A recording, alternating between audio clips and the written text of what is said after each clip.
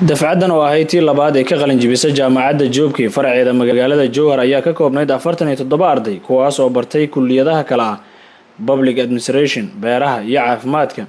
Mas'uuliyiin ka tirsan maamulka Hirshabeelle kan gobolka Shabeellaha Dhexe iyo kan degmada Jowhar ayaa ka qayb galay xaflad si heer sare loo agaasimay oo maanta loo qabtay ardada qalin jibinaysa. Maamulaha jaamacadda Joobkii kampaskeeda Jowhar Mudane Cali Aadan Axmed ayaa ugu horeyn ka hadlay xafladda waxaana uu sheegay in jaamacadda Joobkii ay cilmi dhammaystiran siiso ardada. Sanadooda waxaan aad ugu faraxsanahay xafladan aadka u quruxda badan ee ku qalin jibinayaan ku dhawaad arday gaaraysa 47 arday oo ka soo qalin jibisay kulliyadaha Public Administration-ka, Agriculture and Veterinary iyo Health Science waa General Nursing. dabcan waa dafcadii labaad ee jaamacadda Joobkii Jowhar ay soo saarayso cilmigan baahinayna anaga waxa waaye cilmi dhammaystiran ama system waxbarasho oo aad u sareeyo taasoo rabno insha Allah qof walba Soomaaliya inaan gaarsiino iyadoo lagu xireenin wax shuruud ah. sidoo kale qaar ka mid ah ardada maanta dhamaystay waxbarashada heerka koobaad ee jaamacadda Joobkii oo iyagana ka hadlay madasha ayaa dareenkooda cabiray. jaamacadda runtii ammaan way ka dhan tahay waa Joobkii aad baan ugu faraxsanahay inaan ka mid noqdo ubaxyada ay soo saartay. waxaan aad ugu mahadcelinayaa gudoomiyaashii runtii ayagana ugu dabar adeegay. wallaahi maanta aad ayaan ugu faraxsanahay inaan soo hor istaago ardaydii in badan aan isla soo qaadanay oo aan ilaa heerkaan isla soo gaarnay. sidoo kale waxaan u rajeynaa ardayda naga dambaysa inay dabar adeegaan ayagana ilaa ay ka gaaraan halka ugu dambayso. kuwa anaga hadda nala baxayna waxaan kula dardaarmaa inaysan meesha ku joojinin oo waxbarashada ay sii wadaan. mas'uuliyiinta kala ah gudoomiyaha degmada Jowhar Cismaan Maxamed Mukhtaar Baarri, kusimaha gudoomiyaha gobolka ahna gudoomiye ku-xigeenka amuraha siyaasadda Maxamed Cabdi Sheekh ayaa iyaguna ka hadlay madasha waxaana ay u hambalyeeyeen ardada maanta dhamaystay waxbarashada heerka koobaad ee jaamacadda Joobkii. waxay kula dardaarmeen sidoo kale in bulshada inteeda kale ay gaarsiiyaan cilmiga ay barteen.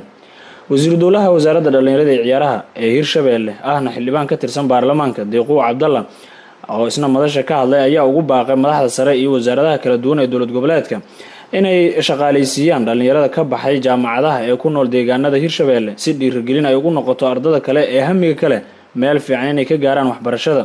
Professor Maxamed Xasan Doob oo ka mid ah maamulka sare ee jaamacadda kuna hadlayay afka gudoomiyaha guud ee jaamacadda Joobkii ayaa sheegay in Joobkii xarumo badan ay ku leedahay gobollo badan oo Soomaaliya ka mid ah. haddii aan waddanka ugu hooseeya la soo horumarin ee midka ku xiga aan la develop garay midka ugu sameeya lama develop garay. tayada jaamacadaha nagu waxay ku xiran yihiin dugsiyada primary-ga iyo dugsiyada secondary-ga. haddaba effortiga iyo resource-ka aan gelino iyo macallimiinta waayaarka aan u keenno ayay ku xiran yihiin wax soo saarkooda. haddii kuwaasi ay kor u kacaan waxbarashada sarna kor ayay usii kacaysaa oo waxbarashada jaamacadeed iyo midda kasii saraysan. ugu dambeyn gudoomiyaha baarlamaanka Hirshabeelle Sheekh Cismaan Barre Maxamed oo soo xiray xafladda ayaa madasha ka sheegay in shaqo uu qaban karo qof Hirshabeelle u dhashay isla markaana ka baxay jaamacad aanan loo dhiibin qof kale. haddana waxaan hortiin ka ballan qaadaynaa shaqo adinka aad qaban kartaan in cid kala qabanin. jaamacadda Joobkii ardayda shaqo ay qaban hadda adinku aadan Muqdisho aadin ama meel kale aadin laakiin Jowhar waxa ka soo baxa runtii waa ruuxay adinku ku aansiin doona insha Allah ta'ala xaqaad u leedihiin. dastuurkan ayaa dhigaya dowlad goboleedka Hirshabeelle cidda u dhalatay dowlad goboleedka Hirshabeelle shaqo ay qaban karto in cid kale la siin karo. waa dastuuri marka inaad ogaataan idinkuna waxaa laydin ka rabaa inaad tijaabooyin samaysaan.